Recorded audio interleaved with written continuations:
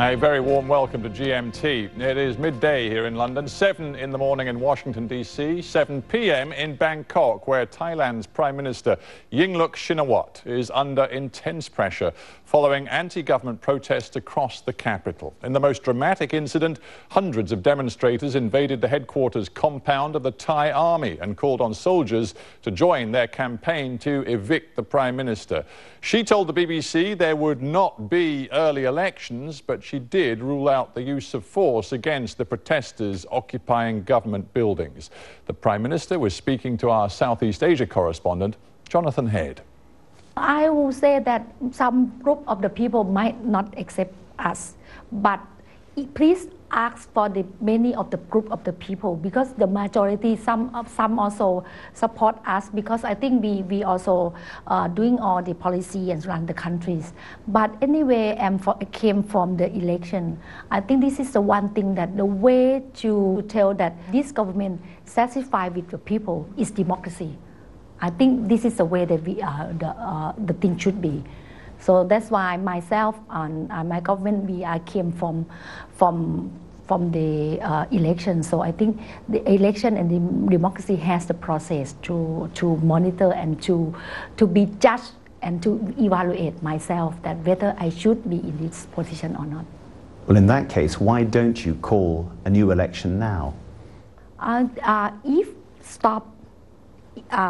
If the situation stopped, but now the situation is not stopped. So please, I think right now, that's why we open the dialogue. So whatever will keep the democracy, whatever will keep the peaceful way, whatever will keep the follow by the rule of law, that will be the right answer. So you don't want to call an election now, but maybe later? If you call it with the election, we have to ask that the protester will satisfy or not. They might not be, but if you called an election, it would take some of the pressure out. Mm-hmm. People would focus on campaigning. Wouldn't that be a good solution right now? I think we have to see the situation, and I think right now the situation needs to contain and make sure that the government can go on and run. So if we can clear this first, and we can stop and make sure the government runs, so we can discuss and see how we can handle the country, how we can move forward. If these protests carry on this way, will you at some stage have to use force against them, deploy the police, use much tougher methods, do you think? No, I think we think that the police can be handled with the situation. Because they're not handling it, they're just backing off completely, aren't they? The police are doing nothing at the moment. No, I think because we don't want to confront, we're using the law, so that's why. We don't want just only like, we do some like make, move forward and make people unhappy. So we have to be careful, because this situation is very sensitive. It doesn't mean that government just like back off, but I think we have our position and standpoint, and let the policemen follow the step by step. For the first step, the negotiation. Given how much pressure there is on you, why don't you just give up the job and go back and do your business job? You'd get much less pressure, much less abuse. The most important thing that my government came from election, so I don't want other way that unlawful or undemocracy will be destroy the system. So that's why we need to make sure that the system still go on. But don't you get tired of doing the job? Don't you just think sometimes, this is enough, I've given enough now, I want to do something else? No, I think this is the job of the Prime Minister, have to make sure that the country will be peaceful. But I think myself, I devote myself for the countries. I not being tired, I will not being upset. But I think only one thing that we have to fight for remain democracy. So there we are. That is the Thai Prime Minister Yingluck Shinawatra talking to Jonathan Head. She says she doesn't want confrontation. She says she's not going anywhere.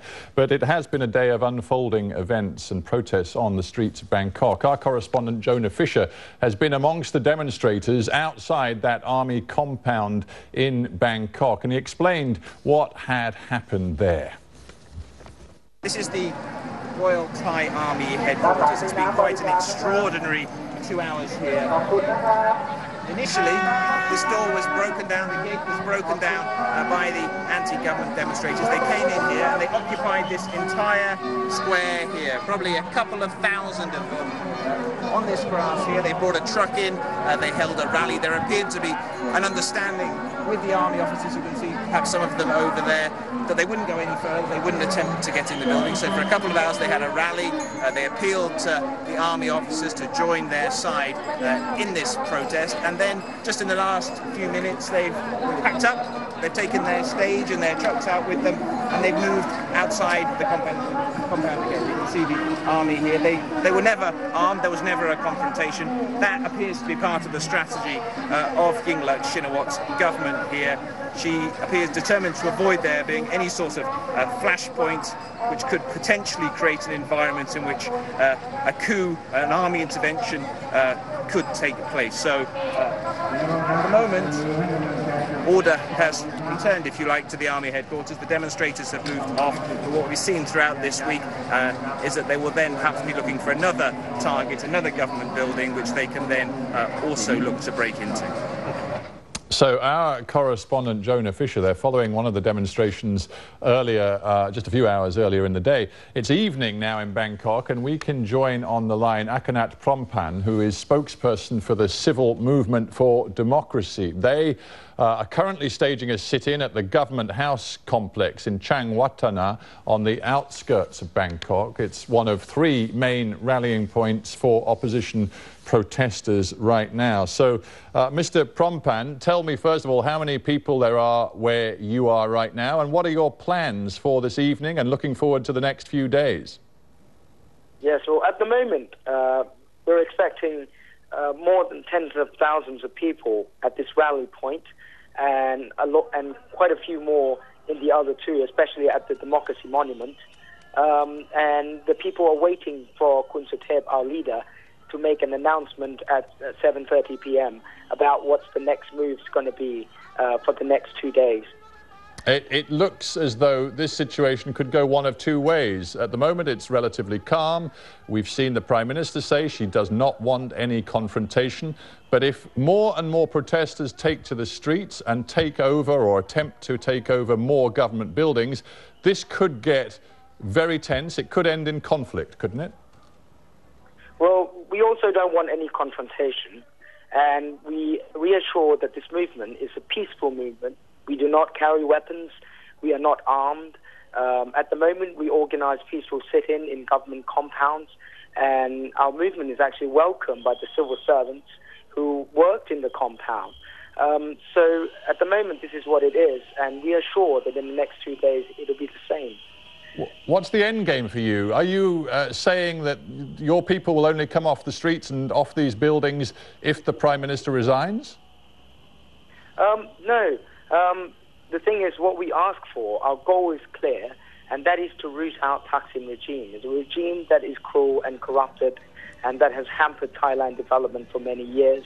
And we want to push forward comprehensive reforms to restore true democracy to Thailand. Well, the Prime Minister has made it plain she's not interested in calling early elections, so I'm just wondering what would represent a compromise that would get the protesters off the streets? Well, the thing is, when she said that she doesn't want election, the thing is, even if she calls for an election, to be honest, an election in Thailand, this is what she is like. She always come out and say pretty words, but in actual fact, what she's doing isn't. At the moment, what we want is to root out Thaksin regime and to achieve reforms. And so this is the talking point here. Thailand's been down this path many times before. It seems that there is still a significant amount of support for the Prime Minister, particularly in rural areas, and clearly there is a substantial opposition movement, particularly in the cities and in Bangkok. It looks like a political stalemate, and one that is going to damage Thailand. Well, that is probably the case before, but if you take the case of on the 24th of November, can you hear me? Yes, go on. Yes, and on the 24th of November, there were more than 1 million of people who come out, and it was a historic political gathering, the largest number ever in Thai modern history. What that represents is that more than tens of millions of people around Thailand, across the country, from all classes of people, from all ages, now oppose what the government is doing, what this regime is doing to Thailand. Well, we will continue to follow the protest movement and events as they unfold on the streets of Bangkok. For now, Akanat Prampan in Bangkok, thank you very much for joining GMT.